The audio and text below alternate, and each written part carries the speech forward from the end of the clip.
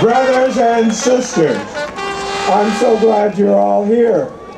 We've got to hold more of these, just like on Election Day, November 7th, until our government gets the message.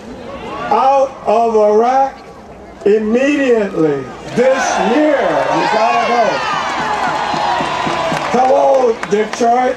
You came all the way in buses for 10 hours. I hear you. Hello, Code Pink. I hear you. Hello, Institute of Policy Studies. I hear you.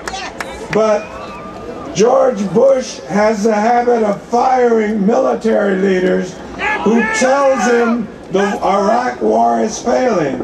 But let me tell you something. He can't fire you. He can't fire us.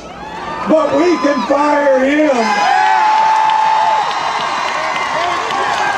We can fire him. Maureen Dowd said this morning. Has anyone in the history of the United States ever been so singularly wrong and misguided about such phenomenally important events and continued to insist he's right in the face of overwhelming evidence to the contrary? Has there ever been anybody in American history? It certainly hasn't. Now, we marched and protested and legislated against segregation and then against the Vietnam War. Today, we march and protest and legislate against the war in Iraq, and we continue the great tradition of struggle of the people. Today's march is a continuation of the vote on November 7th. The history's clear. When our country's at a moral crossroads, it takes the cries and the outrage of American people to force Washington to do the right thing. That's why we're here. President Bush is the commander-in-chief of the military, but he is not the commander-in-chief of the citizens of this country. He is not. Vice President Cheney has said repeatedly, Congress can't stop me, but we must stop him. We're going to stop him.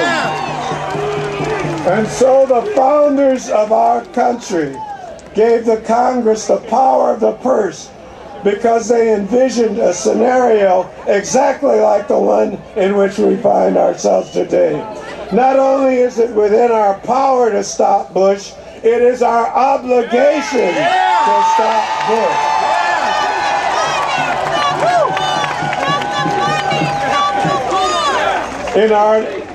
The founders of our country gave the Congress the power of the purse because they envisioned a scenario exactly like the one in which we find ourselves today.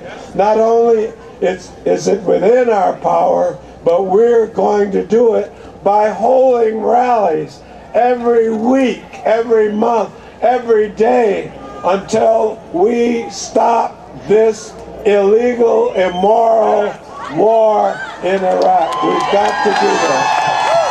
And with your help, the people can prevail. We stopped the war in Vietnam, didn't we? With Dr. Martin Luther King, we did the civil rights movement, and with marches we did it. And we're going to do it again. Thank you for being with us today.